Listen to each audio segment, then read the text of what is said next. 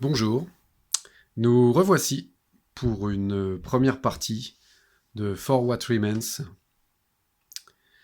On va partir sur le premier scénario du jeu, donc sur les 5 scénarios qu'il y a dans la boîte de Street of Ruins, l'une des 3 boîtes de For What Remains qui composent la totalité du jeu. La boîte qui correspond à l'armée des humains et à celle des machines. Et donc là, la carte est en place pour la première mission. Alors vous voyez, on a 9 sections de cartes pour une partie standard. On a ces petits jetons qu'on n'avait pas vus jusque-là, qui sont des jetons de scavenge. Alors, on est dans un monde post-apocalyptique, et ce qui va être très important, entre autres, c'est pas seulement d'imposer sa domination sur les factions adverses, ça va être aussi de retrouver des équipements qui vont servir à notre survie. Donc ça va être des pions d'objectifs qui vont servir de points de victoire pendant la partie. Euh, j'ai mis en place tout autour les cartes de personnages, mais j'ai pas encore fait mes choix de faction. Enfin, j'ai pas encore fait mes choix de groupe pour cette partie. Je vais le faire devant vous, comme ça vous verrez comment on compose un groupe en début de partie. Et ce que nous impose aussi de suivre la campagne. Du coup, j'ai plus trop de place sur ma table, hein. J'ai une table qui est pas très très grande. Donc, je vais essayer d'utiliser au maximum la caméra à la main. On verra bien. Alors, j'avais dit que j'allais expliquer un petit peu le background du jeu. Donc, qu'est-ce qui se passe? Pourquoi le monde en est là? Euh, Comme dans beaucoup de jeux post-apocalyptiques, hein, on part sur une base. Les humains ont fait des essais nucléaires qui ont foiré. En fait, on a fait un essai nucléaire sous le sol. Un essai nucléaire, donc pas à la surface, pas dans le ciel, pas dans la mer, mais carrément sous le sol. Et ce qui s'est passé, c'est que la tentative a été absorbée. Et on a créé un espèce de portail vers un monde, vers un autre monde. Cet autre monde, on l'a appelé le sous-sol, du fait que voilà, il soit apparu dans les profondeurs. Et on a commencé à étudier ce monde, et on a remarqué qu'il y avait des créatures, des êtres semi-intelligents, voire complètement intelligents, qui pullulaient dans ce monde. Et il y avait aussi beaucoup de nouveaux minéraux et de nouvelles matières premières qui allaient pouvoir être utilisées par les humains.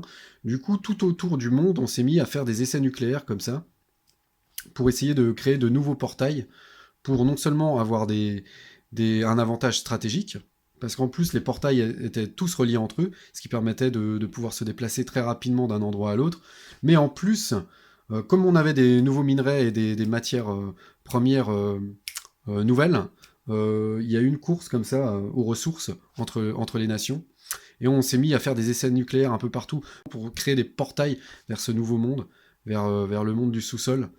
Et on en a créé tellement qu'on a ouvert la porte à toutes ces nouvelles créatures. Et entre autres, les humains qui sont allés étudier le sous-sol en sont revenus avec des altérations physiques, voire des altérations psychiques. Ça fait que certains humains sont mis à développer des capacités psychiques. Par exemple, c'est le cas d'une des factions du jeu qu'il n'y a pas dans cette boîte.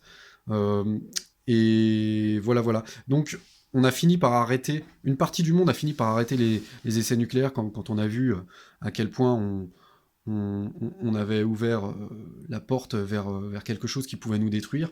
Mais c'était un petit peu trop tard. Et en plus, une autre partie du monde, une autre partie des pays se sont rangés en coalition pour continuer les essais nucléaires et s'allier aux créatures qui sortaient du sous-sol. Notamment, alors je ne saurais pas le dire en français, je vais vous montrer. D'ailleurs, là je suis sur le scénario, donc ce ne sera pas ça. C'était le cas des. Ça se trouve à la fin, à la toute fin. Vous voyez, c'est le type de créature qui s'est mis à sortir du sous-sol. Voilà. C'est le cas des Nevermancers. Donc des êtres totalement intelligents, capables de communiquer par télépathie avec les humains. Alors, on a essayé de les comprendre, on a essayé de s'allier à eux, mais rien n'a marché. Euh, Ils étaient vraiment dans une logique de destruction, ce qui a résulté à une guerre totale, une guerre nucléaire, qui a ravagé. Alors, on a réussi à repousser les Nevermancers, on a réussi à fermer la plupart des portails qui menaient au sous-sol, mais c'était un petit peu trop tard parce qu'entre-temps, on a ravagé totalement le monde, qui est entièrement détruit par les différentes guerres, par les attaques nucléaires, par les créatures qui étaient sorties. Et maintenant, le monde est en ruine. Et les factions survivantes, donc il reste toujours des Nevermancers sur Terre, il reste des mutants, il reste des humains rebelles comme ceux qu'on va jouer euh, aujourd'hui. Il reste un espèce d'ordre mondial qui essaye de rétablir l'ordre dans le monde. Ça va être l'autre faction qu'on va jouer. Et tout ce petit monde se bat sur les ruines de la Terre pour sa survie et pour essayer, avec chacun son idéologie, quoi. Voilà, voilà. Voilà où on en est. Lorsque, Lorsqu'arrive le premier scénario de la campagne.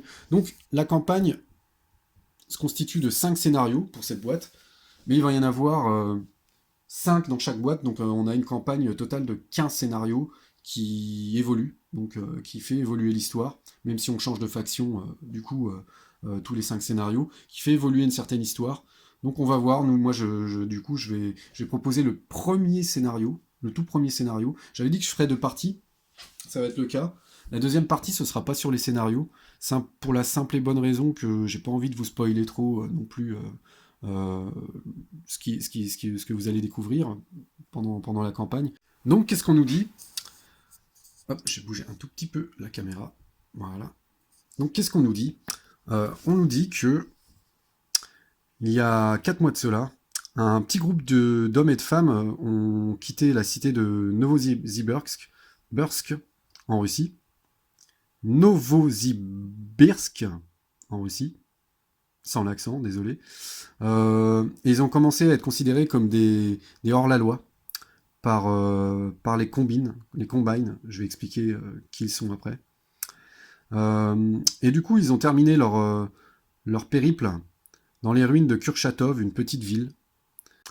Et ce qui s'est passé, c'est ils ont rejoint les rangs de la résistance des Freemen, de la coalition des Freemen, et ils ont commencé à chercher les survivants et tout ce qui restait dans cette ville pour pouvoir survivre.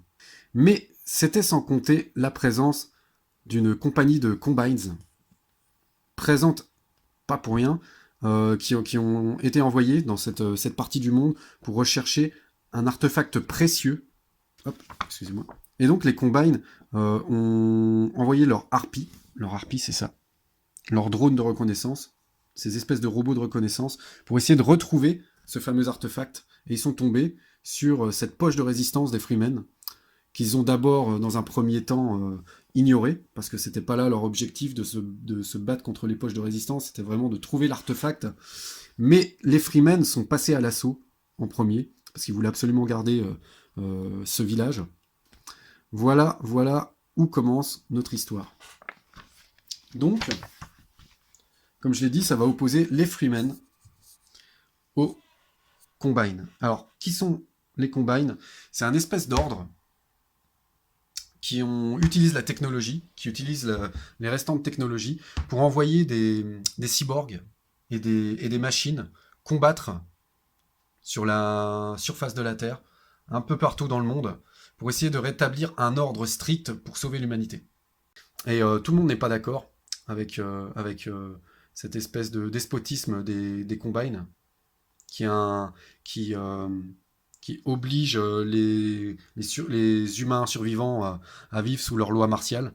Et donc, d'un autre côté, on a les Freemen, qui sont une coalition de rebelles, qui se sont détachés des lois des Combines et qui décident de vivre selon leurs propres critères, euh, en conservant leur liberté et leur libre arbitre. Et du coup, ces deux factions vont s'opposer dans ce début de campagne. Et voilà. Voilà pour le contexte. Le contexte du jeu. Alors, du coup, qu'est-ce qu'on fait dans un début de scénario? Déjà, je vais vous remontrer à quoi ressemble une page de scénario. Voilà. Donc, on avait le texte explicatif. Ici, on nous explique en gros ce qu'on va devoir faire pendant le scénario. Les points de skirmish. Alors, les points de skirmish, c'est les points qu'on va avoir pour constituer notre groupe. Je vous le rappelle, hein. Par exemple, un vétéran sniper va coûter 4. Une recrue sniper va coûter 2. Voilà, on a 10 points en tout pour constituer une armée, un groupe, en tout cas, qui va être composé d'entre 3 et 6 personnages. Et puis, comment on place nos personnages, quoi. Voilà. Où on commence la partie et comment on place nos personnages. Alors là, pour ce scénario, on utilise les règles standards de départ pour choisir où on se déploie, et on utilise les règles standards pour se placer. Donc ça va me permettre justement de vous expliquer comment on fait. Alors, donc, qu'est-ce qu'on doit faire dans ce scénario? Eh bien, c'est assez simple. Les scénarios se jouent sur des points de victoire. On va jouer notre tour de jeu, et à la fin d'un tour, le premier qui arrive à 5 points de victoire remporte la partie. S'il y a une égalité, ça va être celui à qui il reste le plus de points de skirmish en jeu, donc le plus d'hommes en jeu qui va remporter la partie. S'il y a encore une égalité, si je me souviens bien, c'est celui à qui aura le moins de blessés. Voilà, voilà. Et comment on obtient des points de victoire? Eh bien, pour ce scénario, en éliminant des troupes adverses. À chaque fois qu'on aura éliminé un personnage adverse, on gagnera un point de victoire. Et en plus, on gagne un point de victoire pour posséder un jeton de scavenge. Alors ça, je ne l'avais pas expliqué pendant mon explication des règles. Quand on a un personnage qui vient sur une case d'un jeton de scavenge, il peut le prendre pour un point de mouvement. Dans ce cas-là, on va le mettre sur sa carte. On va le mettre sur sa carte, et le personnage va le posséder jusqu'à ce qu'il meure, ou jusqu'à ce qu'il le donne à un autre personnage. Sachant que chaque personnage ne peut avoir qu'un jeton de scout, de scavenge sur lui.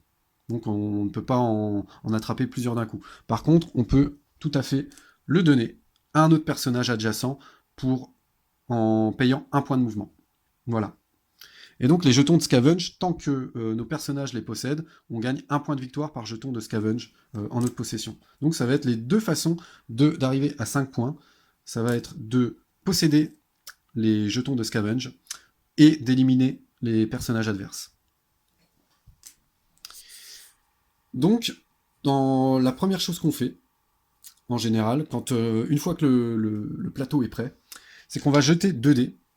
Un pour la faction Combine et un pour la faction Freeman. Et celui qui va faire le plus gros score va choisir son côté de départ. Donc on va le faire tout de suite.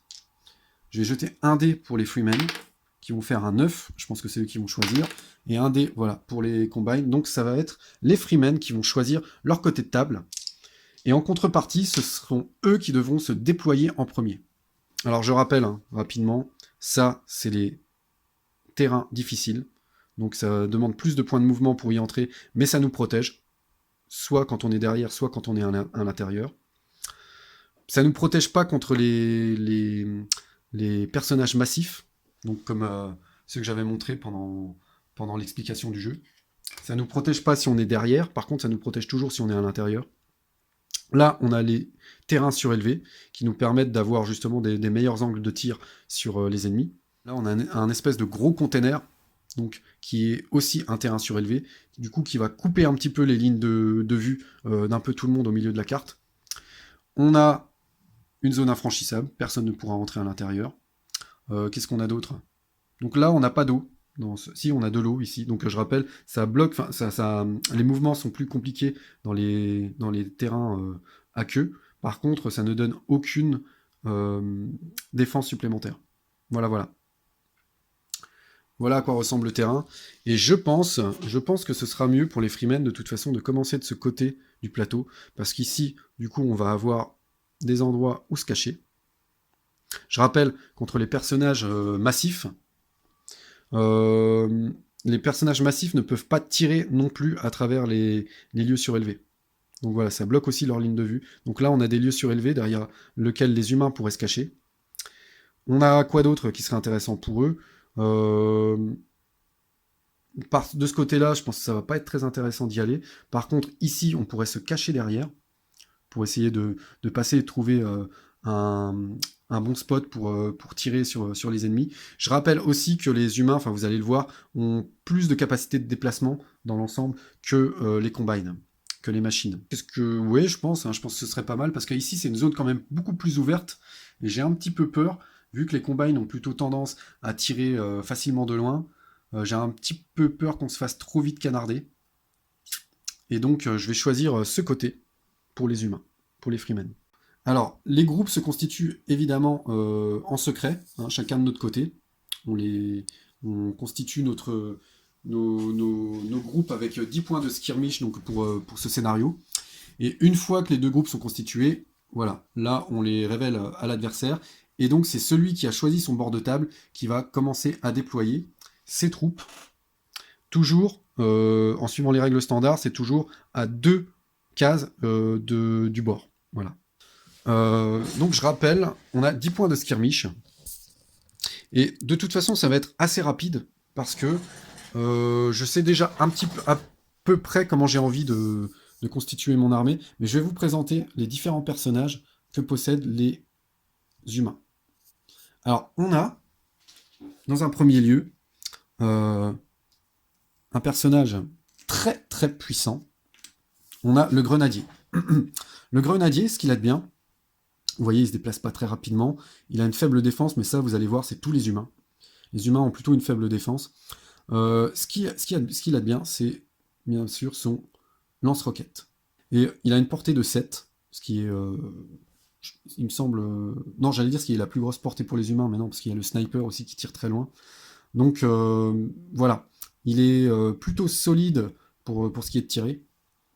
Et le rocket launcher, ce qu'il a de bien, c'est qu'il utilise une arme à gabarit. C'est ceci. Voilà. Quand on tire avec le rocket launcher, on choisit l'endroit où on tire. Et une fois qu'on a tiré, on va jeter un dé. Alors, en imaginant que je visais la harpie, je jette un dé, je fais 3, hop, je regarde, mon tir dévie sur la diagonale en haut à droite.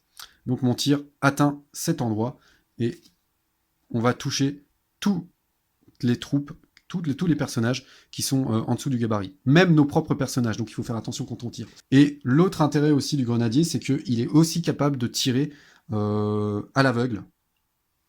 Et c'est le seul personnage, en tout cas sur les deux armées que je possède, moi, avec cette boîte, c'est le seul qui est capable de faire ça. Donc on va pouvoir tirer dans une zone où on n'a pas de ligne de vue. Donc je pourrais, si je suis à cette case, 1, 2, 3, 4, 5, 6, ouais, je suis à cette case. Si je suis à cette case de ce point, par exemple, j'ai beau ne pas le voir parce que le container me bloque la vue, et ben, je peux quand même tirer là-bas. Par contre, ce que je fais, si je tire en aveugle, c'est que je vais devoir jeter 2 fois le dé pour disperser mon tir. Donc là, ça ferait 7. Donc mon tir, si je comptais tirer ici, il partirait une fois ici, pour le 7, et une fois en haut, pour le 1, donc il finirait ici. Donc il pourrait partir un petit peu plus loin que prévu. On a qui d'autre? On a la médic. La médic, alors comme vous imaginez, très importante. Voilà, elle se déplace assez rapidement. Elle a la capacité medkit qui lui permet, quand elle est près d'un autre personnage, quand elle est adjacente à un autre personnage, elle permet de retourner la tuile de ce personnage s'il était blessé. Donc s'il y avait eu mon grenadier qui était ici, et que la médic vient à côté de lui, voilà, elle a utilisé une action pour arriver à côté de lui, elle peut encore utiliser une action pour, hop, retourner la tuile du grenadier vers sa face en pleine santé. Alors je rappelle, hein, c'est une capacité spéciale, donc ça demande une action entière pour utiliser le medkit. Et justement, c'est tout l'intérêt, une fois qu'elle devient vétéran, quand elle évolue en catégorie, c'est qu'elle devient combat médic, et à partir du moment où elle est combat médic, elle va pouvoir se déplacer et soigner dans une même action. Voilà. Donc c'est très intéressant de faire évoluer les médics très très vite chez les humains, parce qu'ils ont une bonne capacité de déplacement, et ils peuvent se retrouver très vite à proximité d'un d'une troupe d'un personnage pour le soigner. Alors, la star, moi je trouve aussi, la star vraiment du roster humain, c'est le scout. Alors, pourquoi le scout? Il a des capacités voilà, assez standards pour les humains, il se déplace plutôt vite, il a très peu de défense, il jette 2 dés pour se battre. D'ailleurs, j'avais pas montré avec le grenadier, hein. Il est très bien, mais par contre, il jette aussi 2 dés, il est pas plus puissant au niveau du nombre de dés qu'il va jeter pour toucher. Voilà, le scout donc jette 2 dés aussi. Voilà, il a pas vraiment de point faible, même s'il est pas très bon en corps à corps. Par contre, il a la capacité embûche, et la capacité embûche, c'est quoi? Eh ben, c'est la capacité à pouvoir se déplacer et tirer dans, dans une même action. Donc le scout va très rarement utiliser une action de mouvement ou une action de tir. En général, il va plutôt utiliser son action embûche pour faire les deux à la fois. Donc il va pouvoir tirer et se déplacer, ou se déplacer et tirer. Donc comme je disais, c'est un petit peu la star des humains, parce que c'est le mec qui va se déplacer beaucoup sur la carte, qui va trouver les bons angles de tir, et c'est aussi souvent celui qui va se déplacer vers les, les pions de scavenge pour les récupérer. Vous allez voir que les humains ont beaucoup plus de facilité, je trouve, à récupérer les pions de scavenge que les combines, parce qu'ils ont une meilleure mobilité. Par justement des capacités comme embûche, ou plus tard combat médic pour pour les médics. Les humains, je trouve qu'ils ont plus tendance, ils ont plutôt tendance à être privilégiés pour récupérer les pions de scavenge.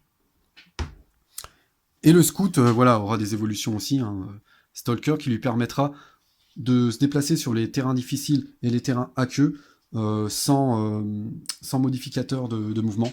Donc ça, c'est encore une raison pour laquelle le scout devient vraiment le personnage phare pour aller se placer, pour aller chercher des pions de scavenge dans des endroits impossibles, ou se placer dans des endroits stratégiques. On a le rebelle leader. Le leader. Alors le leader, il a des caractéristiques assez simples, il se déplace pas trop vite. Par contre, il a une capacité assez compliquée à utiliser, je trouve, dans un premier temps, quand on connaît pas bien le jeu. Inspire, mais qui est vraiment qui peut vraiment être très forte. Inspire, ça fait quoi? Ça fait que quand le leader est en jeu, il peut choisir n'importe quel personnage allié et humain, c'est important, et humain, dans sa ligne de vue et dans sa portée de tir, et lui octroyer immédiatement une action supplémentaire. Alors par contre, encore une fois, je le rappelle, c'est une capacité spéciale. Ça veut dire que quand le leader l'utilise, lui-même ne peut pas faire d'autre action que le Inspire. Donc en gros, il sacrifie sa propre action pour la donner à un autre humain, à un autre personnage, dans son périmètre, dans sa portée de tir et dans sa ligne de vue. Mais voilà, très intéressant. Et le dernier, que j'ai pas encore présenté, c'est le sniper. Alors le sniper, je m'en suis pas encore beaucoup servi. On voit qu'il a la même portée que le grenadier, et il a son intérêt par rapport au grenadier. Déjà, le grenadier, lui, coûte 3. Il coûte 3 pour être recruté. Ça veut dire que sur une partie, par exemple, à 10, il va vite coûter cher, quoi. On va pas pouvoir déployer beaucoup de monde si on prend beaucoup de grenadiers. Je rappelle que dans une partie, on ne peut avoir que 2 fois le même personnage en jeu. Donc je pourrais avoir que 2 snipers, ou 2 grenadiers, ou 2 scouts. Je peux pas en avoir plus.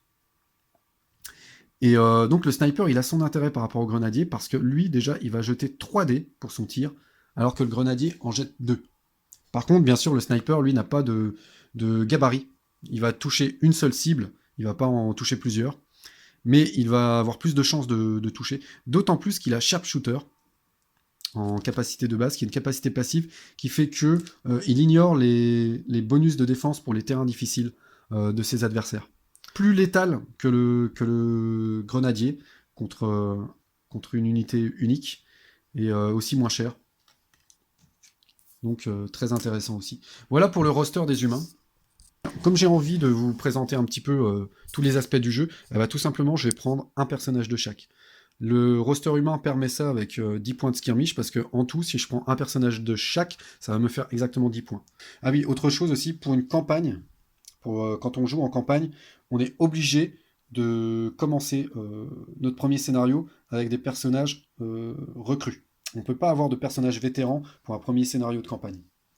Il va falloir utiliser nos points d'expérience, que j'expliquerai ensuite, pour pour pouvoir faire évoluer nos personnages. C'est peut-être pas le meilleur groupe par rapport aux spécificités de ce scénario, mais c'est vraiment, voilà, comme ça vous verrez les 5.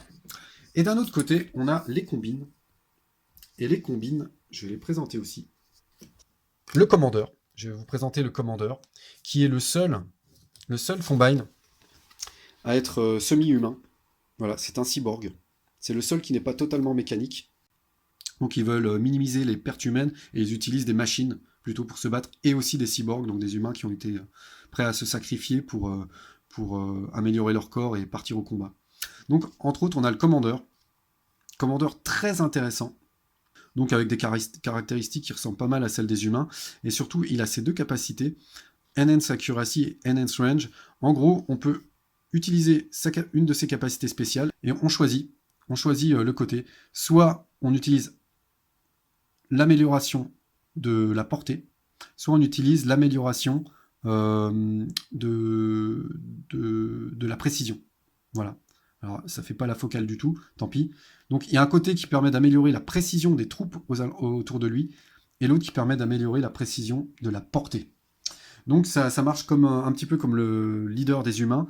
On prend en compte les personnages alliés, les personnages mécaniques alliés qui sont en ligne de vue, qui sont à portée de tir, et tous ces personnages vont avoir de manière passive cette fois, contrairement au leader humain qui doit utiliser sa capacité pour qu'elle fonctionne, de manière passive, toutes les unités mécaniques, donc à sa portée, vont avoir soit plus 1 dé pour leur jet d'attaque, soit plus 1 à leur portée de tir.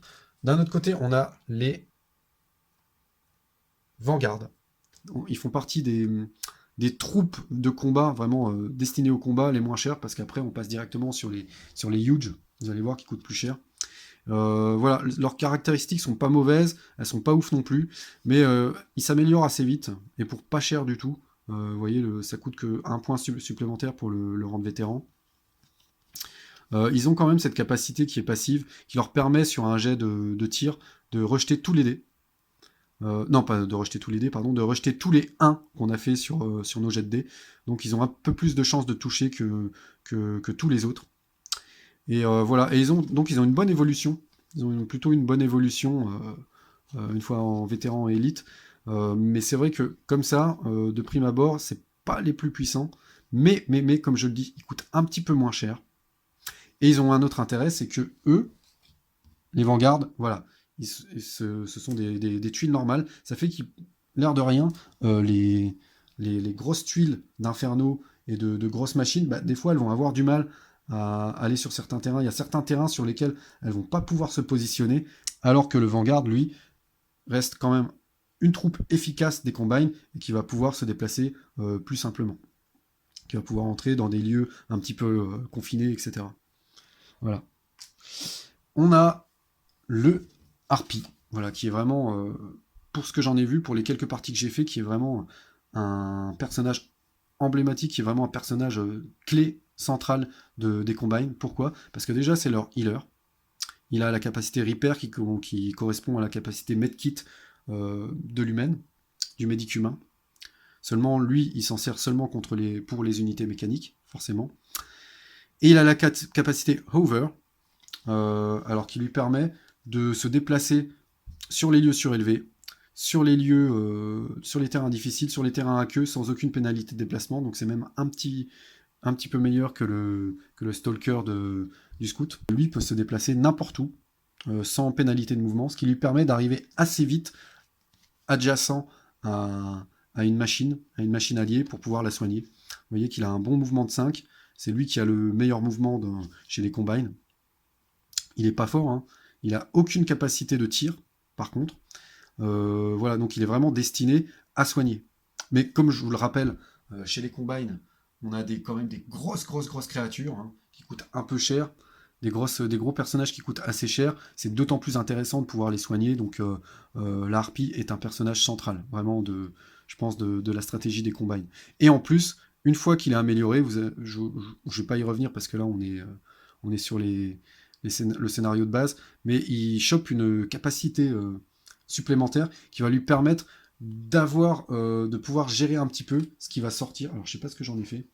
ce qui va sortir du sac au prochain tour, au moment où il utilise cette capacité. Donc dans les moments où il n'est pas en train de soigner, il peut utiliser sa capacité de surveillance pour avoir un contrôle sur le prochain pion qui va sortir du sac. Et ça, c'est vraiment très très très très fort. Les harpies, vraiment super.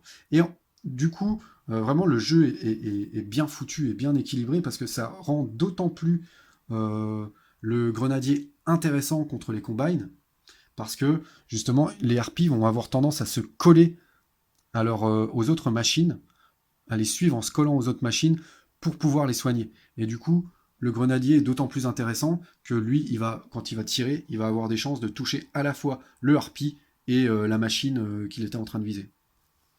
Voilà, voilà. Et enfin, on a les deux dernières grosses machines.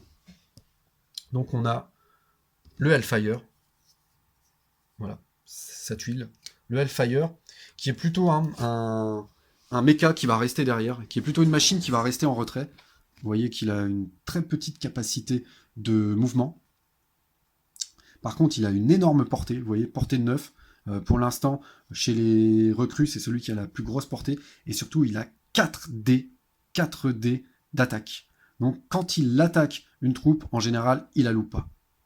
Surtout à ce niveau-là, contre des recrues humaines qui ont vraiment très peu de défense.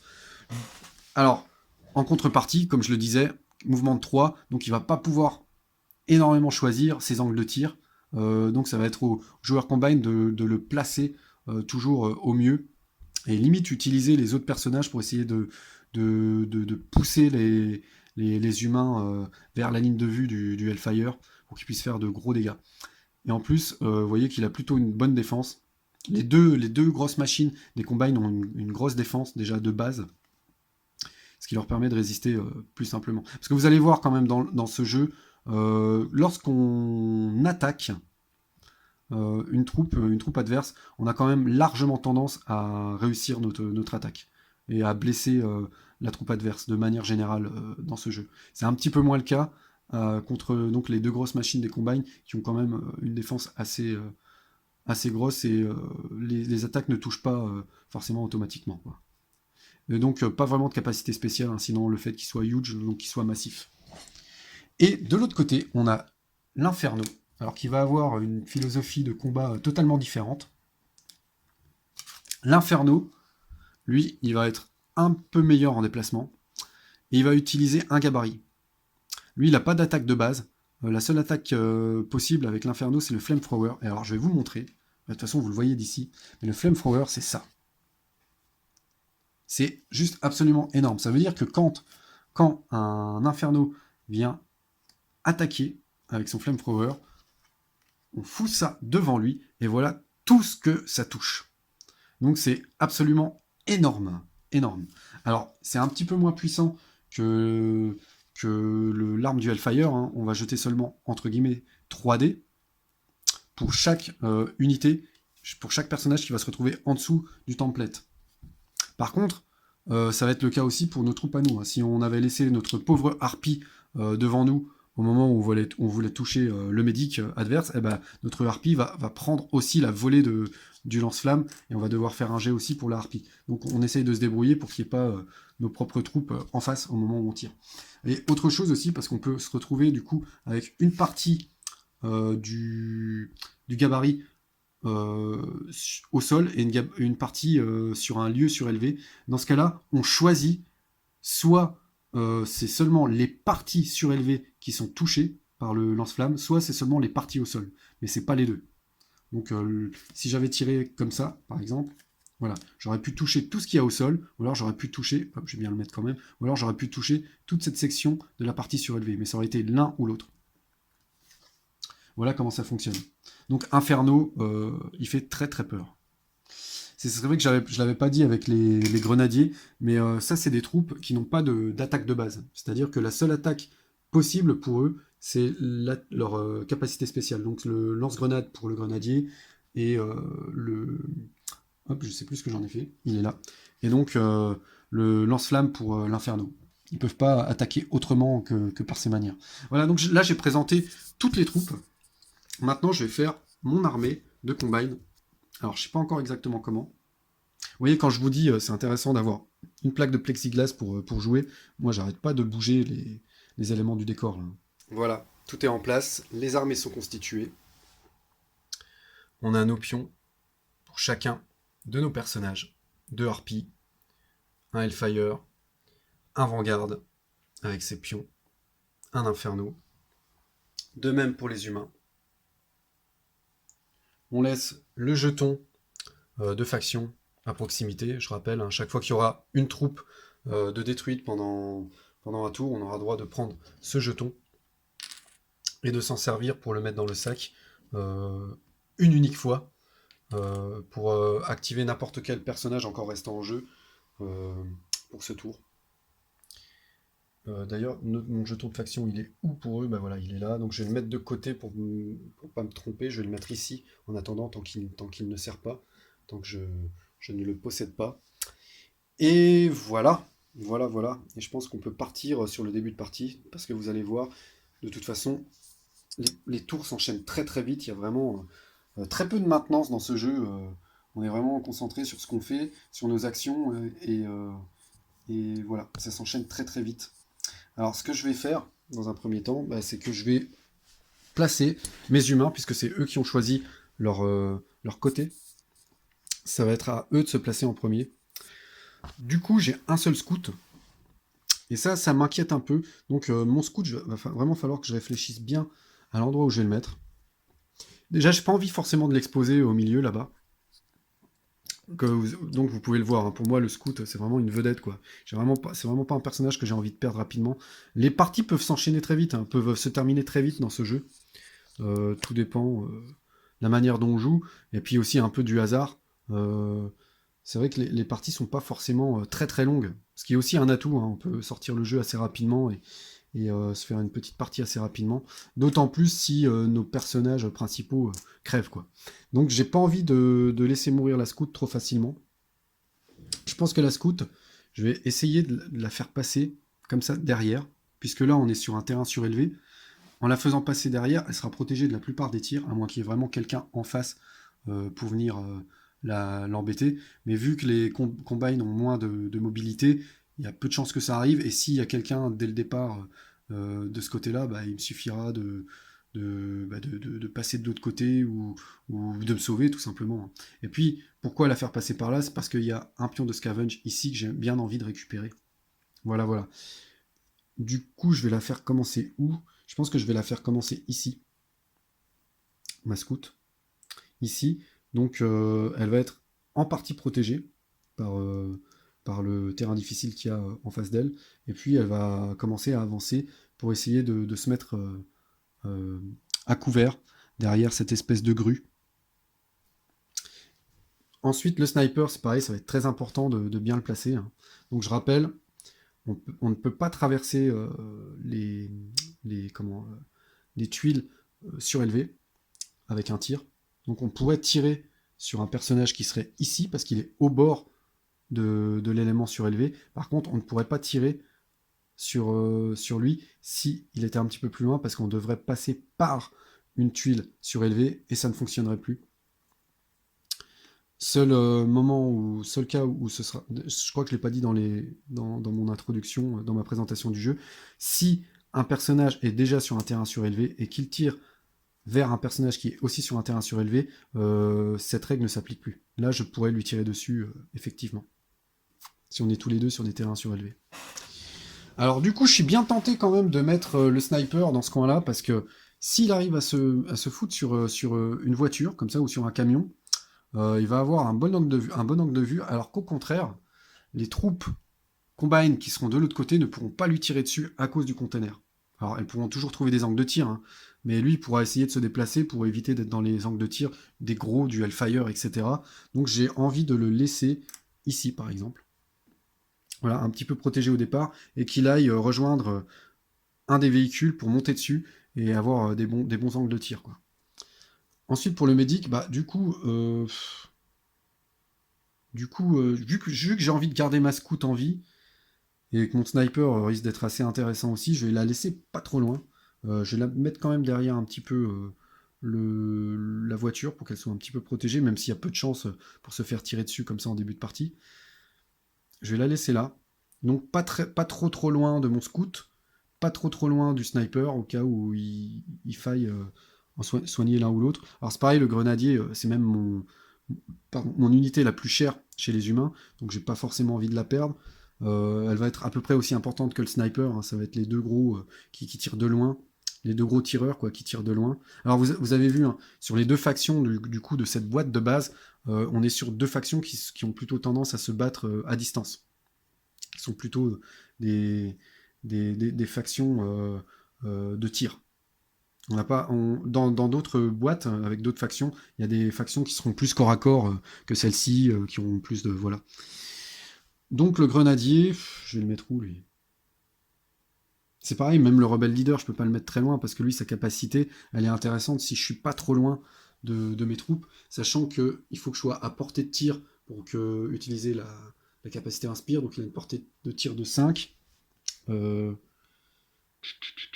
et ce serait intéressant d'utiliser son inspire sur le scout pour qu'il aille très rapidement chercher ce pion de scavenge. Mais d'un autre côté, il se déplace à 4, la scout se déplace à 5, très rapidement il va se retrouver distancé, et il ne sera plus en plus en ligne de vue si elle est derrière. Donc je vais plutôt m'intéresser au sniper aussi. Je vais le laisser là, à côté du sniper. Et ce que je vais faire, c'est que je vais mettre mon grenadier quelque part là-bas. Comme ça, il pourra à la fois inspirer, il a une chance d'inspirer le sniper, le grenadier et même éventuellement le médic. Et tant pis pour le scout va se débrouiller un petit peu. Euh, Et le grenadier, du coup, lui, va être. Je pense qu'il va traverser les terrains difficiles pour essayer de se positionner quelque part là-bas. Pourquoi là-bas? Parce que ici, on a un terrain infranchissable qui bloque la ligne de vue. Donc en se mettant derrière, il sera à peu près protégé. Et il pourra sortir à couvert, éventuellement aidé par le leader pour choper une action supplémentaire, sortir et tirer. Tirer sur une machine un petit peu plus loin et pouvoir se remettre à couvert assez facilement. Donc tout ça, ce serait plutôt en corrélation avec le leader qui lui permettrait d'avoir une action supplémentaire. Donc oui, je pense que le leader va rester dans le collimateur du grenadier. Voilà, voilà l'idée générale par rapport à la constitution du terrain. Voilà, du coup, les combines, eux, peuvent prendre en compte le placement des humains, puisqu'ils le voient. Ils se placent en deuxième. Qu'est-ce que je vais faire? Donc, je rappelle, hein, j'ai deux troupes qui n'ont aucune attaque de tir et qui ont une très faible attaque de corps à corps, hein. Leur intérêt, c'est vraiment de soigner. Ils seront d'autant plus intéressants, c'est pareil, en vétérans, parce qu'ils auront la surveillance quand ils ne soignent pas. Donc, c'est pas forcément eux qui vont être les plus intéressants à placer en premier. On va plutôt réfléchir aux deux gros. Parce que ça va être vraiment les vedettes sur cette partie des combines. Le Vanguard étant un petit peu plus faible tant qu'il est une recrue. Ça me gêne. Ça va bloquer la ligne de vue de mes machines. Donc il va falloir que je contourne. Ça fait que les troupes, où je mets mon Hellfire de ce côté-ci, de façon à ce qu'il ait une ligne de vue par là. Parce que là, c'est pareil, ça va bloquer la ligne de vue. Qu'il ait une ligne de vue ici pour flinguer un petit peu tout ce qui se passe. Alors, ce qui manque peut-être un petit peu dans ce jeu, c'est une capacité qu'on trouve dans beaucoup de jeux d'escouade. Une capacité de, comment on appelle ça déjà? D'alerte, quoi. Je sais plus. En fait, ça dépend des jeux, de toute façon, hein, mais ce que j'appelle la capacité d'alerte, c'est de pouvoir tirer pendant le tour adverse, au moment où un personnage se déplace, pour pouvoir lui tirer dessus au moment où on le voit. Ça n'existe pas, c'est vrai, dans For What Remains. Peut-être pour une autre faction. Ça aurait été pratique pour le Hellfire, ça aurait peut-être été un petit peu trop puissant du coup. Mais ouais, donc je pourrais le laisser là, mais quelque part, sa ligne de vue va être très bloquée, d'un côté comme de l'autre. Et moi j'ai envie qu'il fasse un maximum de dégâts, donc j'ai vu qu'il y avait beaucoup de monde de ce côté-ci. Donc ce que je vais faire, enfin, de ce côté-ci, en fait, non, c'est assez équilibré, hein. Il y en a au milieu, il y en a à droite, il y en a à gauche. Ce que je vais faire quand même, c'est que je vais plutôt le mettre de ce côté-ci. Voilà. De façon à ce que, une fois qu'il sera placé, il aura voilà, cette ligne de vue qui va lui permettre de tirer sur un peu tout ce qui se trouve ici. Sauf ici, encore une fois, c'est une zone surélevée, donc ça l'empêchera de voir les gens qui vont se placer derrière. Je pense que je vais faire ça. Et du coup, si les humains sont pas bêtes, ils vont pas rester en ligne de vue du Hellfire qui est vraiment beaucoup trop puissant, qui est une machine à tuer. Donc ils vont plutôt, je pense, passer vers la gauche quand ils vont voir que le Hellfire se trouve sur la droite. Et à gauche, du coup, ce que je vais faire, je vais mettre l'Inferno pour venir, lui, avancer et venir cramer les humains qui auront eu la mauvaise idée de passer par là, quoi. Voilà ce que je compte faire. Alors du coup, l'Inferno, je vais pas le mettre trop en évidence, je vais plutôt... donc on est obligé de commencer à deux cases, hein, donc on va le faire commencer ici. Donc pourquoi ici? Parce qu'en face, il y a le container qui va bloquer un petit peu les tirs tant qu'il ne sera pas à portée, parce que je rappelle, l'Inferno, il utilise le template du lance-flamme. Ça veut dire que lui, il va commencer à tirer seulement à 3 cases, quand il sera à 3 cases d'une troupe. Donc au début, il va seulement avancer jusqu'à se retrouver vraiment à proximité. Donc j'ai pas envie de trop l'exposer pour l'instant, donc il va plutôt aller se cacher, je pense, derrière le container, puis ensuite avancer comme il pourra, quoi. Et de l'autre côté, donc on va avoir le Hellfire qui va venir ici. Quoique ici, est-ce que c'est intéressant? Il va pouvoir faire un, 2. Oui, parce que là, pour l'instant, c'est pareil, ça l'empêche de se prendre des tirs. Il y a une zone surélevée en face de lui. Et on va mettre des harpies, hein, pas loin. Ça, c'est clair. On va en mettre une vers le milieu pour pouvoir choisir qui elle va aider. Et puis on va en mettre une, je sais pas trop en fait. Non, mais on va en mettre une autre en zone surélevée, hein. On va les mettre au milieu, les harpies, pour qu'elles suivent les machines, hein. Et donc, qu'est-ce que je vais faire du Vanguard? Eh ben, je sais pas trop, hein. Le Vanguard, ça va être celui qui va le plus facilement récupérer les scavenges, hein. Ça va être plus compliqué de toute façon pour les combines de récupérer les scavenges parce qu'ils ont moins de mobilité, etc. Mais il faut pas les négliger.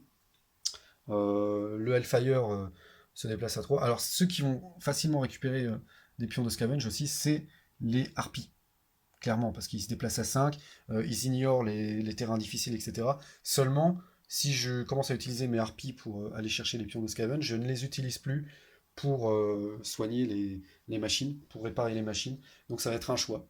Ça va être un choix. Non, je sais pas quoi faire en fait de niveau stratégie, je sais pas quoi faire de mon Vanguard, hein. Je pense que je vais le mettre. Qu'est-ce que je vais en faire? Je pense que je vais le mettre quelque part là-bas. Je vais le mettre dans un premier temps voilà, sur un terrain difficile pour qu'il reçoive moins de coups. Mais je pense que je vais le faire avancer. Et on va voir comment ça va évoluer. Mais j'ai envie de le mettre quelque part là-bas. Voilà. Qui grimpe sur les zones surélevées et qui commence à tirer un petit peu sur tout ce qui pourrait passer par ici. On va essayer. Je suis pas très sûr, hein. Là, je suis pas très sûr de mon idée avec le Vanguard. Et si vraiment il n'y a pas assez de monde ici ou ça se passe mal, on va essayer de le faire revenir le plus vite possible de ce côté-ci. Mais du coup, il va être très loin, hein. Il va commencer très loin. Si la majorité de l'action se passe par là, c'est un peu problématique. Mais d'un autre côté, comme ça, il y aura une vue sur les pions de scavenge et il pourra relativement les protéger. Ok. Voilà, voilà. Je vais pouvoir commencer le premier tour. Donc premier tour de jeu, alors je sais pas trop comment je vais me débrouiller avec la caméra, comme je suis presque obligé de la tenir à la main, j'ai très peu de place sur la table, et en même temps mettre les jetons dans le sac, etc. Vous avez vu qu'il y a un reflet, hein. J'ai essayé de mettre une autre lumière pour que ce soit un petit peu plus clair, mais du coup ça reflète pas mal. J'espère que ça va pas trop gêner pour la vidéo. Donc voilà, j'ai mon petit sac. Donc normalement, ce qui se passe dans une vraie partie, c'est qu'on va chacun va choisir secrètement, bien sûr, les jetons d'action qu'il va mettre dans le sac. Hop, donc il va les mettre dans le sac sans montrer à l'adversaire. Et puis l'adversaire va faire de même. Là, j'ai mis forcément mes pions, vous avez vu, à côté des cartes de mes personnages. Mais c'est vrai que dans une vraie partie, contre un autre joueur, en fait, je pense que les pions sont posés secrètement devant nous, hein. Je pense pas que l'adversaire voit les pions qui nous restent.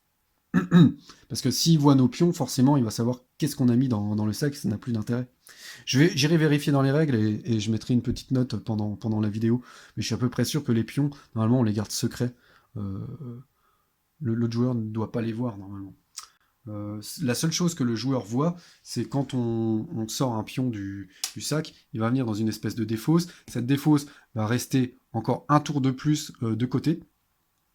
Les pions ne vont pas revenir directement dans notre réserve, comme je l'avais expliqué. Donc ces pions-là, ils sont visibles de l'adversaire, oui. Il peut tabler là-dessus pour se deviner un petit peu ce qu'il va y avoir dans le sac. C'est même tout l'intérêt, hein, essayer de deviner ce qu'essaye de faire, d'essayer de deviner ce qu'essaye de faire l'adversaire. Mais oui, c'est vrai que normalement, je pense que ces jetons-là sont cachés, quoi. Les jetons de la réserve, en tout cas, doivent être cachés. J'imagine. Voilà. Alors, par rapport à la situation, ce que j'ai envie de faire, je vois que pour l'instant, les machines sont plutôt loin. On va compter quand même la distance. Hein. Pour le Hellfire, il tire à 9. 1, 2, 3, 4, 5, 6, 7, 8, 9. Voilà. Il peut déjà tirer jusqu'ici. Grosso modo, jusqu'au pion de Scavenge. Donc j'ai pas trop envie d'être dans son collimateur, ça c'est clair. Vu que ici on a un espace ouvert, que ça va être compliqué, mais que le Hellfire n'est pas encore en place, ce serait peut-être intéressant d'utiliser beaucoup d'actions pour déplacer la scout dès maintenant, qu'elle aille chercher le plus vite possible ce pion de Scavenge et qu'elle se barre. Et qu'elle se barre avant que le Hellfire soit en place. Ça peut être intéressant. Donc je rappelle, hein, le nombre de pions qu'on va mettre dans le sac, ça correspond au nombre de personnages qu'on a encore en jeu. Donc là, on en a 5. Je vais avoir le droit de mettre 5 pions. Et moi, je suis tenté, mais vraiment tenté, de déjà utiliser 3 pions de scout. Alors le problème, c'est que je vais utiliser mes 3 pions de scout, très bien, mais pendant un tour entier, elle n'aura plus aucune activation possible. Donc elle sera livrée au bon vouloir de l'adversaire. Ça, c'est un peu compliqué aussi. Sachant que j'ai mis mon leader assez loin, et il ne pourra pas venir l'aider facilement, parce qu'il est loin, et en plus il n'a qu'un mouvement de 4, le leader. Donc il ne pourra pas venir facilement aider la scout à récupérer une action gratuite. Alors ce que j'avais pas dit aussi avec la capacité du leader à donner une action à un autre personnage, c'est que l'action donnée doit être une action de base qui n'utilise aucune capacité spéciale. Voilà. Ça fait que le grenadier, par exemple, dont le tir de lance-roquette est une capacité spéciale, bah du coup, le leader ne peut pas lui donner une action pour refaire un deuxième tir de lance-roquette. C'est pas possible. Voilà. Petite chose importante. Et du coup, on ne peut pas non plus, il ne peut pas donner une deuxième action de soin au médic non plus. Alors donc, est-ce que je lui donne 3 actions à cette scout? Ça va lui faire quoi? 1, 2, 3, 4, 5. 1, 2, 3, 4, 3, 4, 5, on va dire. Elle va arriver jusque-là. 1, elle prend. 2. Donc je rappelle, hein, une fois qu'on est sur une zone surélevée, on ne dépense plus qu'un point de mouvement pour se déplacer sur cette zone. Donc 1 point, 2 points pour prendre le scavenge, 3 points, on va dire, et 4, 5 pour redescendre. Et je serai assez loin de tout le monde, sauf du Vanguard. Hein.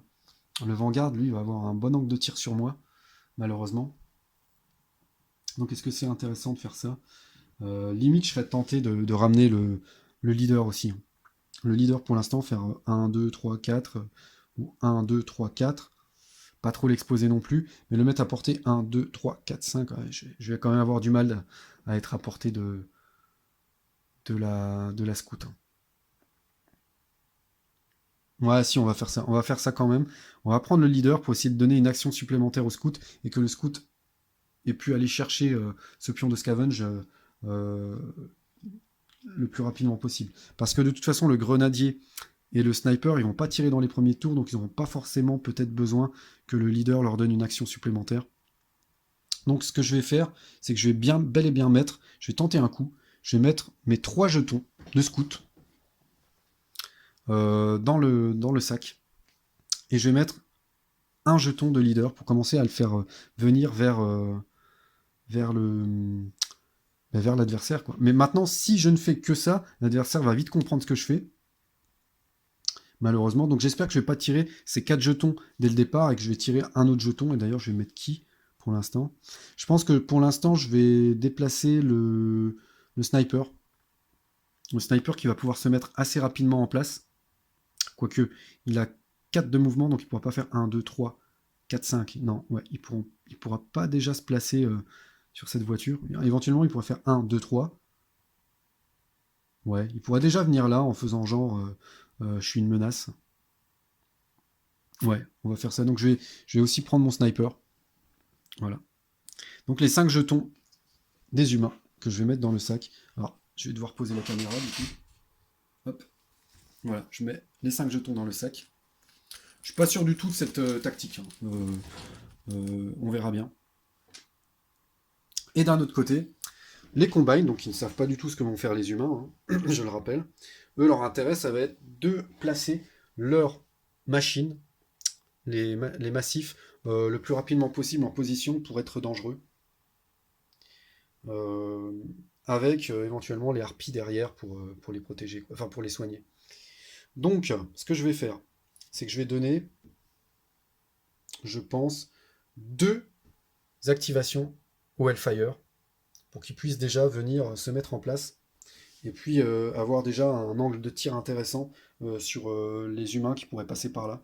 Maintenant, ce qui me fait un peu peur, c'est que en le mettant par là, bah, lui, c'est vrai, il est pas mal exposé, mais je pense que logiquement, les humains ne seront pas encore à portée pour lui tirer dessus. Les humains qui ont la plus grosse portée, ils ont 7 de portée, lui il a 9. Je vais faire mes 2 activations. Donc ce sera pas pour tirer, ce sera juste pour se mettre en place. Donc je prends 2 jetons du Hellfire. Ensuite, je vais quand même prendre une harpie pour venir derrière lui au cas où il se fait blesser rapidement. La harpie n'aura pas besoin de faire 2 actions pour arriver jusqu'à lui et le soigner. Elle va se mettre directement derrière lui. Voilà. Et puis, je pense que je vais bouger mon Vanguard. Parce que là, il est quand même... il est loin et j'ai envie qu'il soit rapidement proche pour faire quelque chose aussi d'intéressant. Et mon Inferno, ça presse un petit peu moins, parce que de toute façon, il tire pas de loin. Il tire pas de très très loin. Donc je pense que je vais activer 2 fois le Vanguard. Je vais garder une harpie pour voir un peu comment ça se passe, qu'elle se déplace par la suite pour choisir un peu qui elle suit. Donc voilà, j'ai mes 5 activations. Là, je vais poser ma caméra. Je vais secouer. Et le tour commence. Donc là, c'est un petit peu long parce que j'expose à l'oral ce que j'ai en tête. Mais vraiment, un début de tour, ça prend 5 minutes, quoi. 5 minutes, le temps de choisir ce que vont faire nos troupes. Et voilà, c'est parti. Et comme je vous dis, il n'y a pas de maintenance, il n'y a pas de pions à relever, il n'y a pas de machin, de trucs. Juste, on met nos 5 pions, nos pions dans le sac. Et voilà, pouf, l'adversaire fait pareil. Et le tour est déjà commencé, quoi. C'est ça qui est agréable avec ce jeu, c'est qu'on est directement dans l'action, quoi. Voilà, donc je suis tombé sur quoi en premier? Je suis tombé sur le scout, donc c'est lui qui va commencer. J'ai pas choisi où j'allais faire ma réserve. Je pense que ce que je vais faire, c'est que, de toute façon, les templates, ce que j'appelle les templates, c'est les gabarits, hein. Les gabarits, je vais pas forcément les bouger parce que il n'y a pas besoin, hein, on a bien compris comment ça fonctionnait. Donc j'ai posé, ce sera ma réserve, j'ai posé les pions que j'utilise dessus. Voilà. Donc là, on a déjà une activation du scout. Alors c'est parti. Mon scout va déjà se déplacer de 5 cases. 1, 2, 3, 4, 5. Et donc je vous rappelle, le scout, il peut toujours se déplacer plutôt en embûche, ce qui lui permet de tirer à la fin de son mouvement ou au début de son mouvement. Sauf que là, bah, j'ai personne à porter, donc je vais juste rester... Par contre, je vais pas rester là, je vais quand même rester 5 ici, parce que comme ça, je suis pas exposé ici. Là, il y a cette grue qui me protège un petit peu des tirs adverses. Voilà. Ok, donc je reste là. Première activation. Deuxième activation.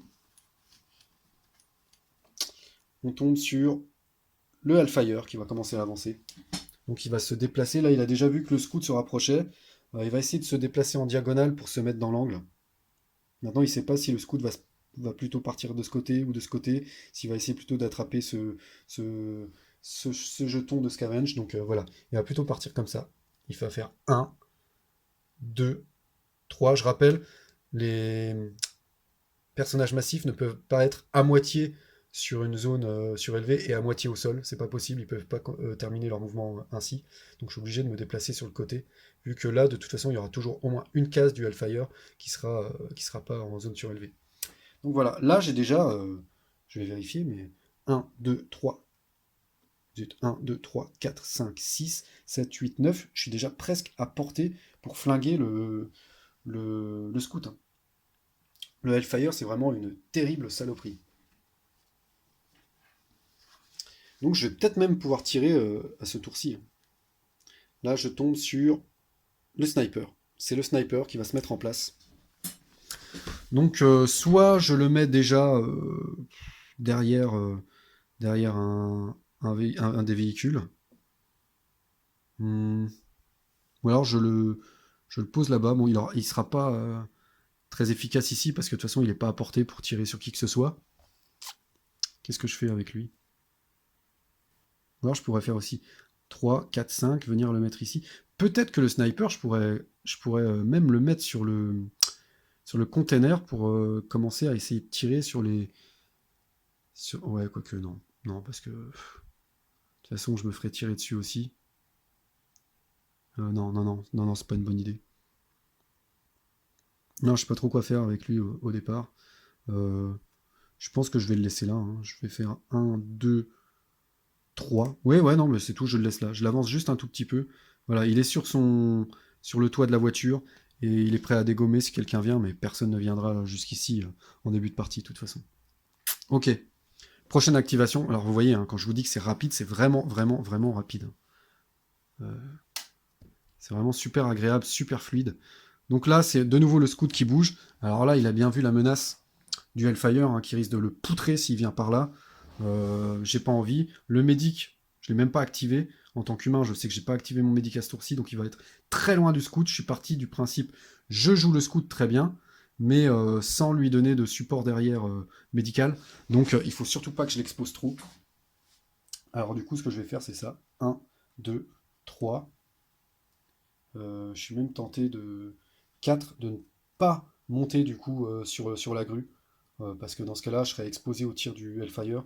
Donc je vais changer un petit peu ma manière de faire, et je vais plutôt faire ça. Du coup, je suis pas sûr que mon leader soit si intéressant que ça, parce que de toute façon, je vais rester au maximum derrière, et le leader a besoin d'une ligne de vue sur l'humain qu'il veut inspirer, pour pouvoir utiliser sa capacité. Et là, j'aurai pas de ligne de vue, vu qu'elle est derrière la grue. Et donc l'idée, c'est avec ma troisième activation, ce serait de faire 1, 2, 3. Je prends le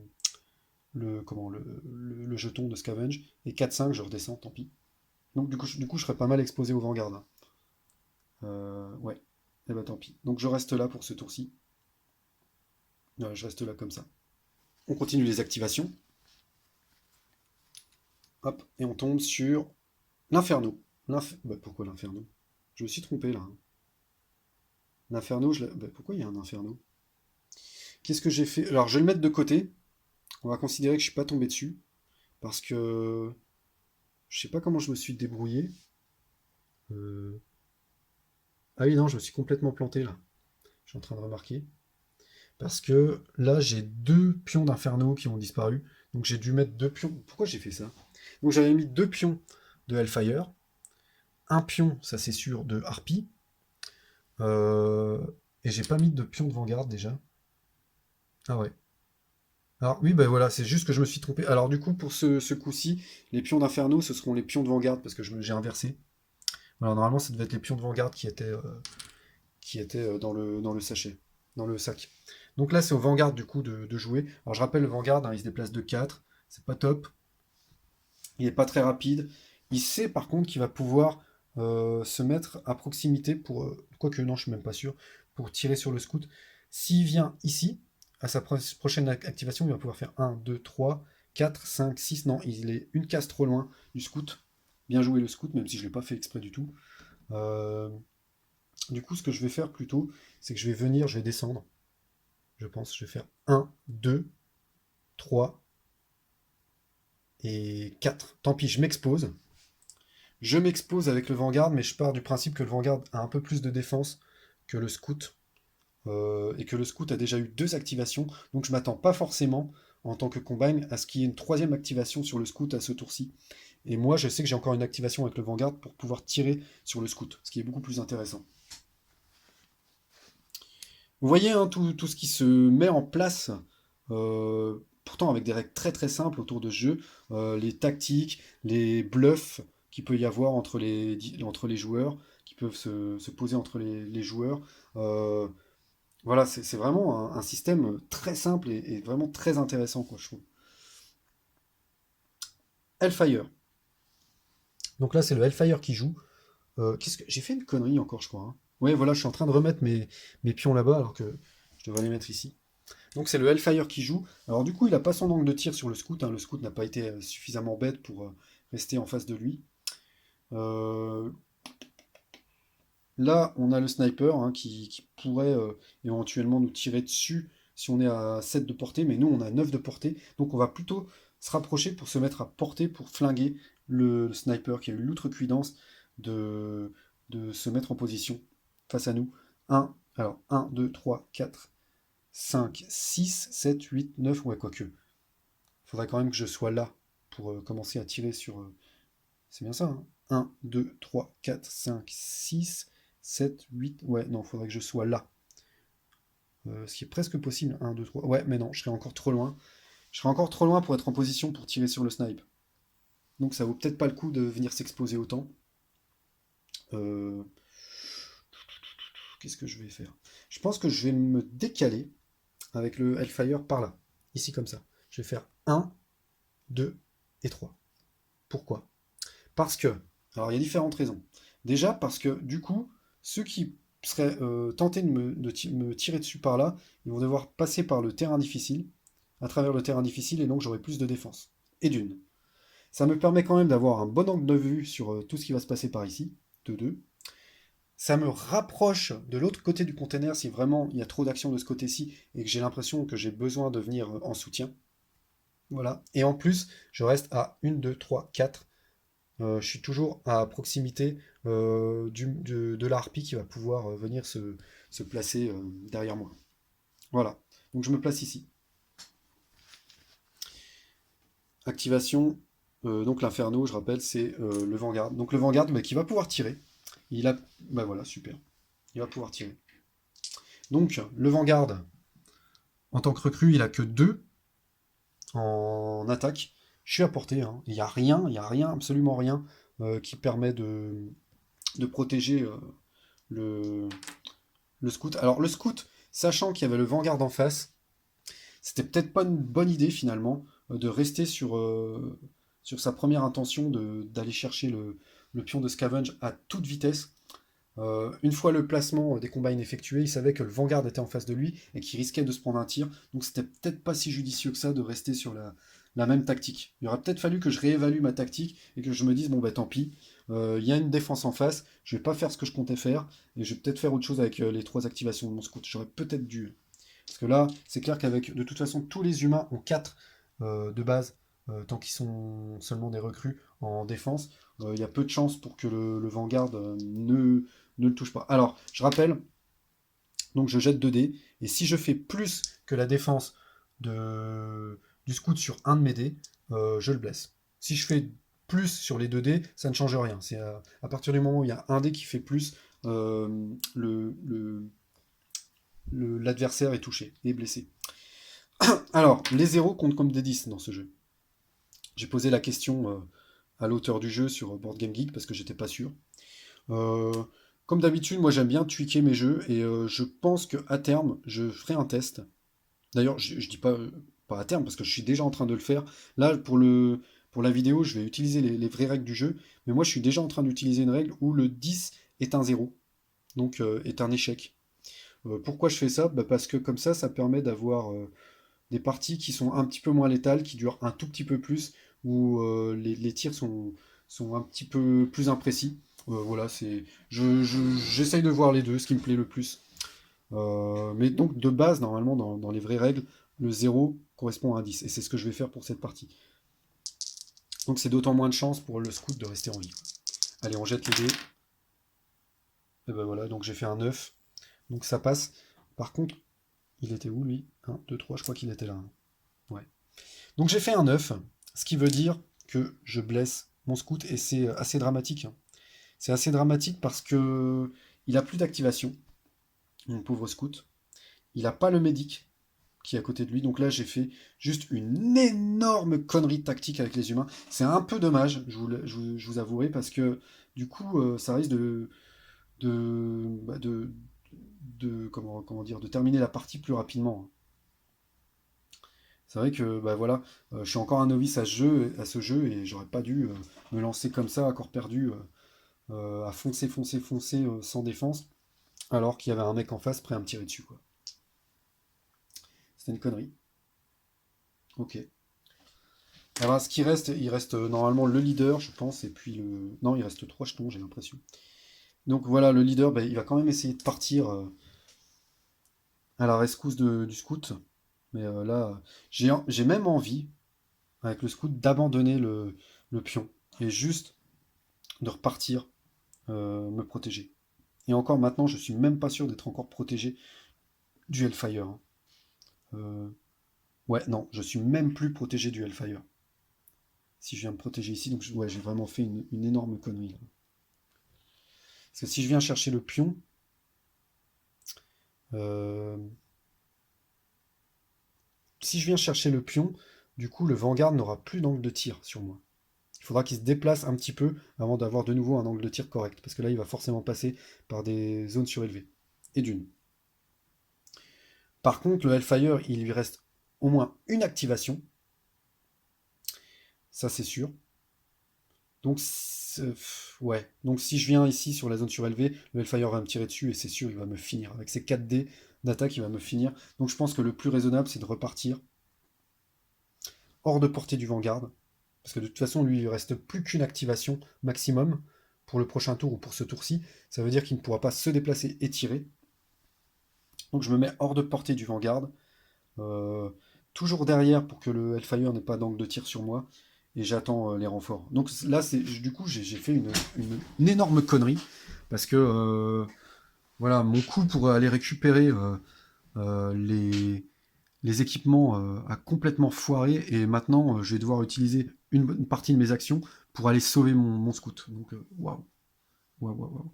Donc, du coup, le leader, il va quand même se déplacer pour essayer de se rapprocher de la scout. 1, 2, 3, 4, je pourrais venir là.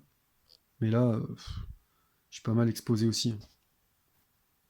Je pense que tout le groupe des humains maudit cette scout qui a voulu jouer les héros et qui met tout le monde dans la crotte. Si je fais 1, 2, 3, 4, il est à combien de portée là?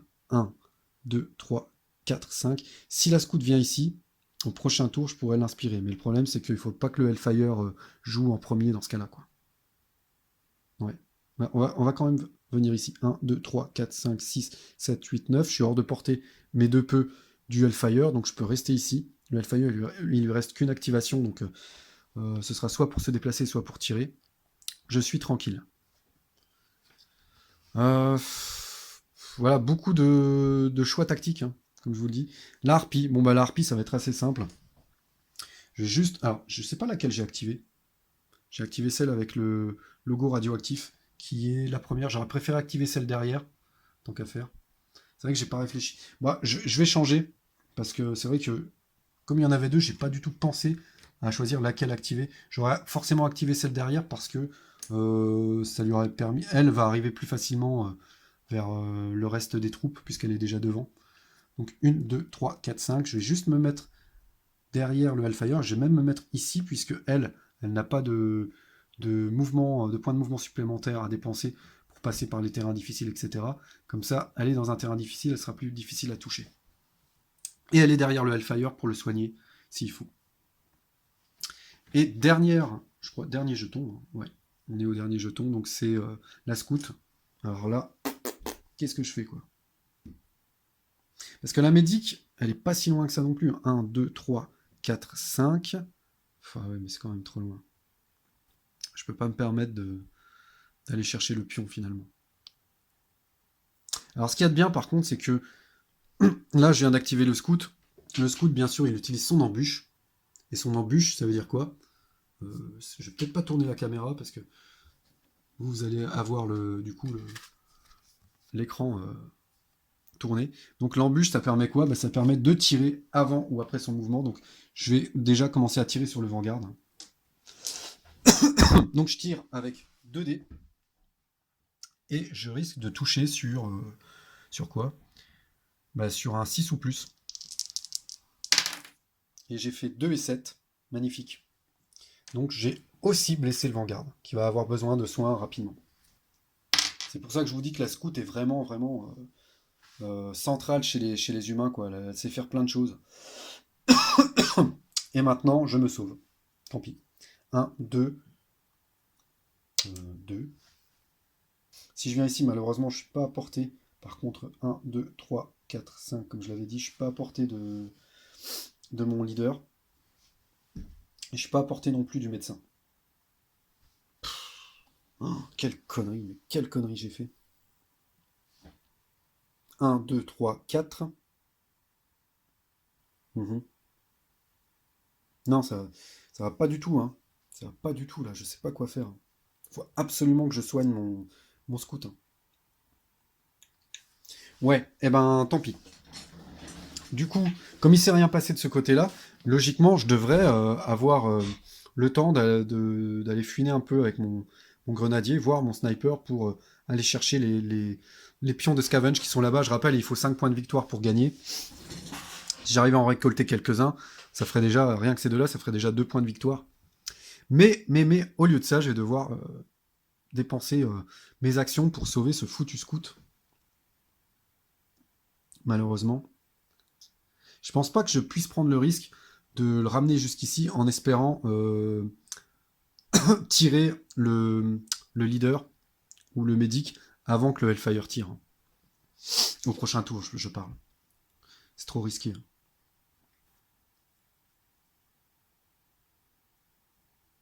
Ouais. Non, non, allez. Je prends le risque. 3, 3, 4. Je pense que j'ai pas besoin d'aller plus loin. 1, 2, 3, 4, 5. Ouais. Le problème, c'est qu'on s'expose énormément là. 1, 2, 3, 4, 5. 1, 2, 3. Ouais. Eh ben, on va rester ici. On va voir. On va voir ce qu'on fait.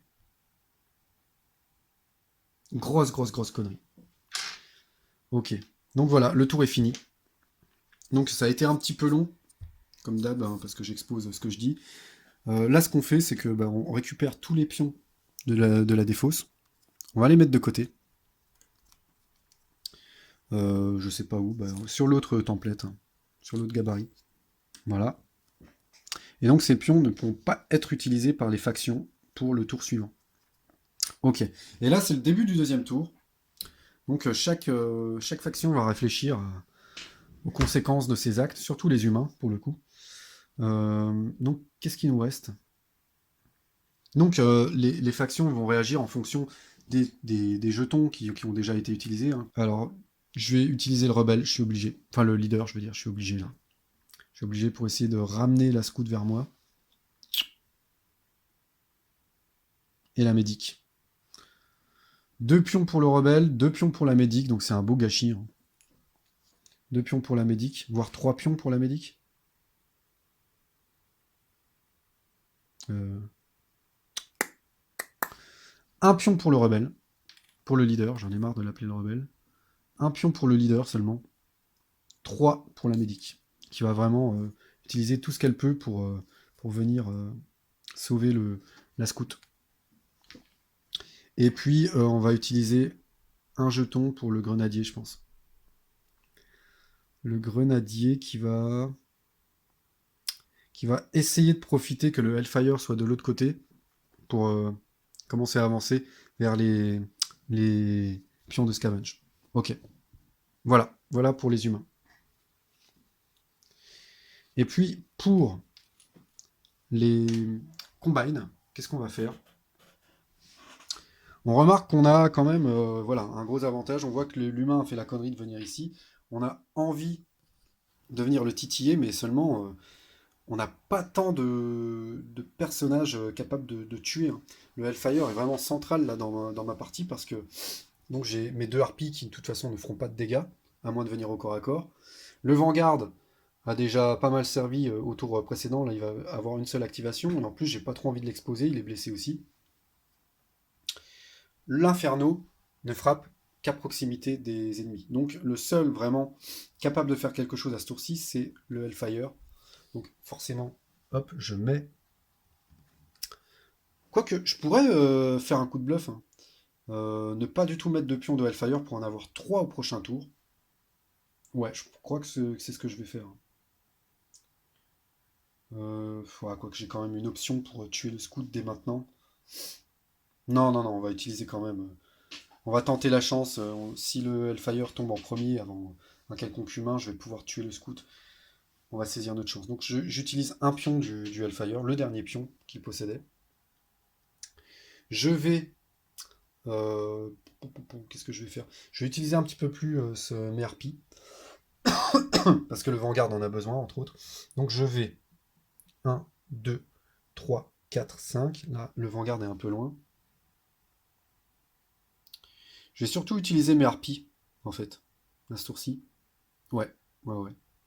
Le Vanguard va rester ici parce que de toute façon, il est assez protégé par la grue, des tirs, des éventuels tirs adverses. Donc on va plutôt activer les harpies. 1, 2, 3, 4, 5. Ah là, mais tout le monde est loin par contre. Donc 1, 2, 3. Je vais activer 3 fois les harpies. Ouais, non, on va pas faire ça parce que de toute façon, je pense que je vais pas arriver jusqu'au Vanguard. Et pour l'instant, le Vanguard, je pense pas qu'il sera trop exposé à ce tour-ci. On va partir du principe que personne ne va s'approcher du Vanguard, suffisamment du Vanguard, même pas le sniper, parce que il y a un risque de se faire buter par le Hellfire. Euh, ouais, on verra bien. On verra bien. Donc on va partir du principe, on va faire prendre un risque au Vanguard de se prendre un shoot du sniper, tant pis, qui s'avancerait, pour juste avancer un petit peu nos harpies. Mais on va faire d'autres choses parce que les harpies, ça va me prendre tous mes pions, tous mes points pour les ramener jusqu'au Vanguard. Là, ça fait 1, 2, 3, 4, 5. Ok. Une activation. 1, 2, deuxième activation. Et 3, la réparation. Ça coûte quand même très cher. Et j'ai envie que cette harpie soit aussi, comment dire, activée. Qu'elle ait au moins une activation au cas où le Hellfire se prendrait quand même un tir d'un quelconque humain kamikaze.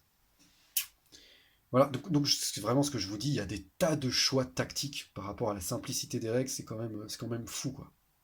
C'est vraiment fou. Donc là, si je ne fais qu'utiliser mes harpies, au final, je me mets un peu dans la même situation que celle dans laquelle sont les humains, c'est-à-dire, au lieu d'utiliser un tour à me déployer et à commencer à être efficace sur le terrain, j'utilise un tour à réparer mes erreurs, ok. Si moi, de mon côté, en tant que combine, j'utilise un tour entier juste à placer mes harpies et à soigner le mec là-bas, mais finalement, j'aurais pas profité de mon tour non plus. Donc, c'est un choix entre la sécurité et prendre des risques pour prendre l'avantage. Et là, je vais prendre un risque, donc je garde le Vanguard dans cette situation.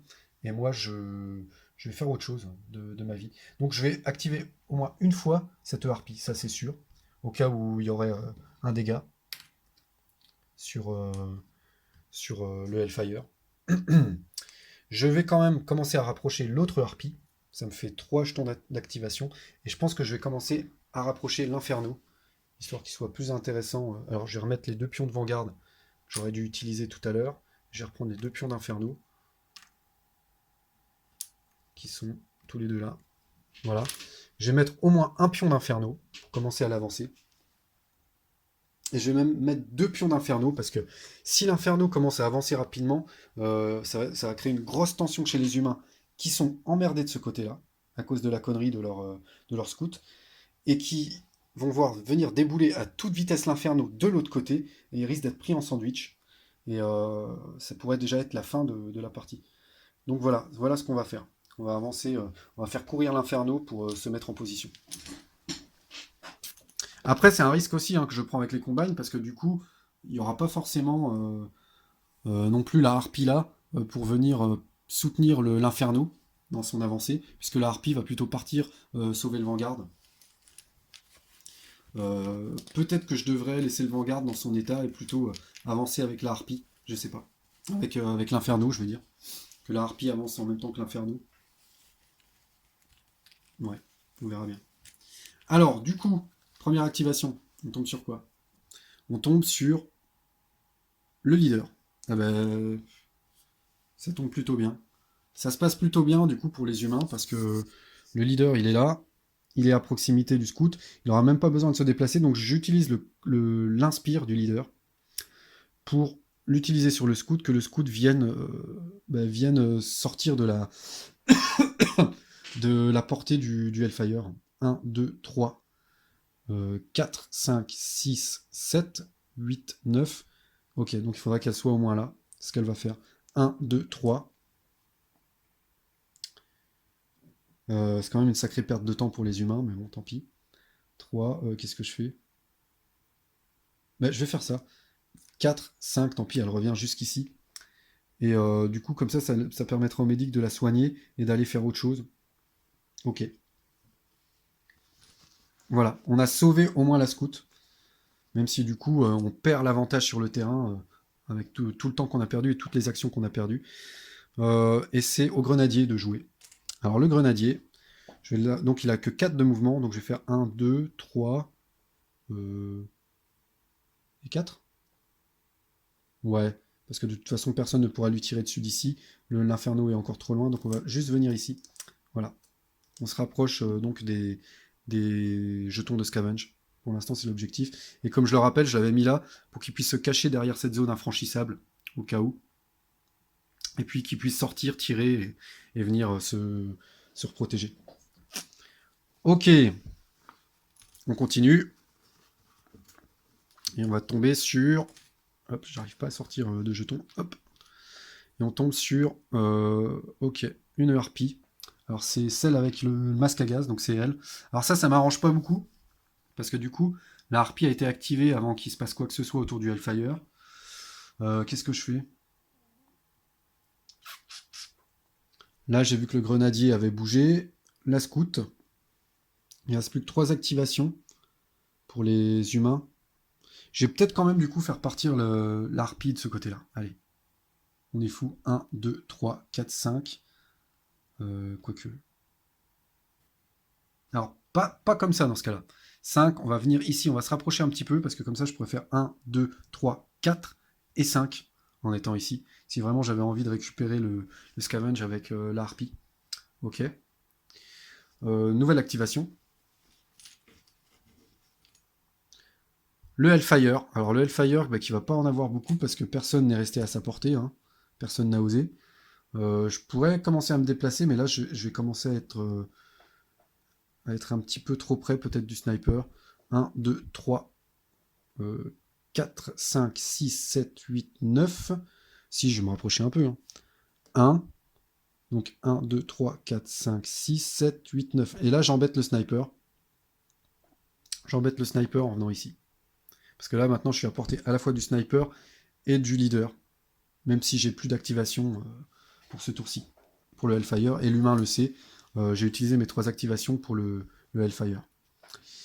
L'Inferno. L'Inferno qui commence à bouger. Alors lui, il va bourriner. 1, 2, 3, 4. Voilà.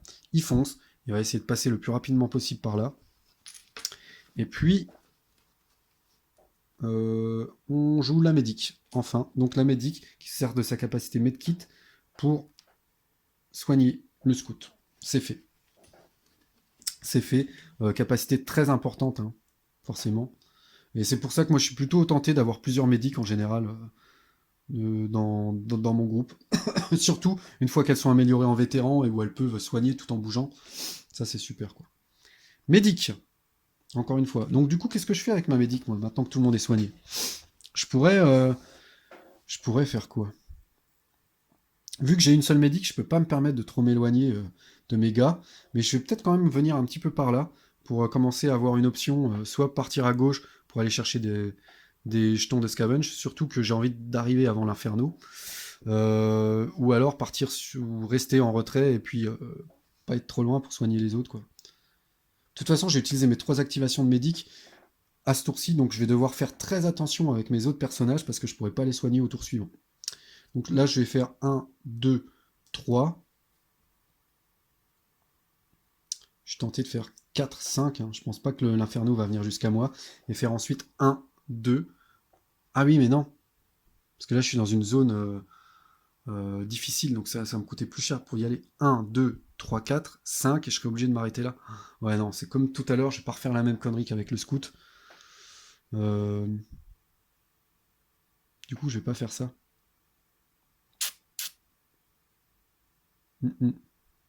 Ouais, et ben...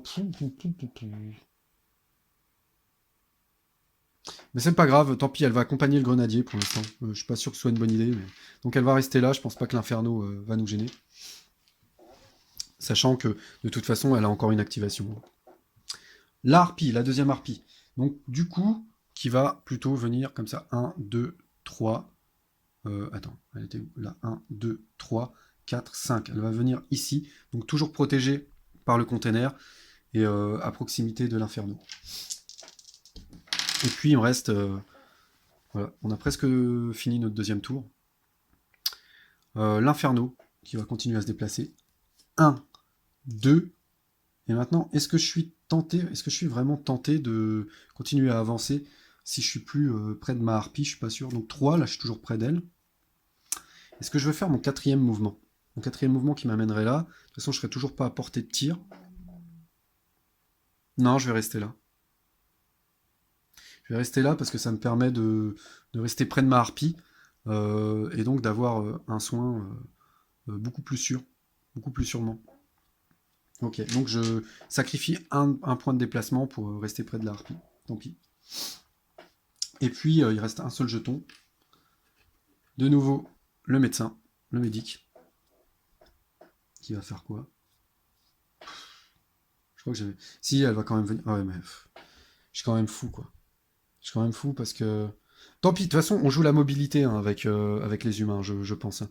Il faut être très, très souple, je pense, avec les humains. On s'est gaufré de ce côté-là de la carte, et ben tant pis. On va plutôt aller de l'autre côté. En plus, le Hellfire est de ce côté-ci. Donc on va foncer par là, ce qui était aussi la tactique des combines. Hein. Je le rappelle, c'est pousser, grâce au Hellfire, les humains à aller de l'autre côté pour éviter les tirs du Hellfire, et que l'Inferno vienne les brûler vifs. Mais on va quand même faire ça. Et donc on va plutôt sortir de la portée du Hellfire au prochain tour, et puis commencer à se décaler vers la gauche. Donc finalement ce que je fais là c'est 1, 2, 3, 4, 5. Je viens là avec le médecin. Et quoique 4, 5, non, 4, 5, comme ça je serai plus très loin de ce jeton de scavenge. Et voilà pour mon deuxième tour. Donc ce qu'on fait dès qu'on a terminé le tour, on reprend tous nos jetons du tour précédent qu'on va remettre. Ok, et tout cela sont indisponibles pour le tour qui vient. Voilà, voilà, voilà, voilà. Donc on va partir sur le troisième tour. Alors on n'a toujours aucun point de victoire hein, de chaque côté, mais ça va pas tarder je pense.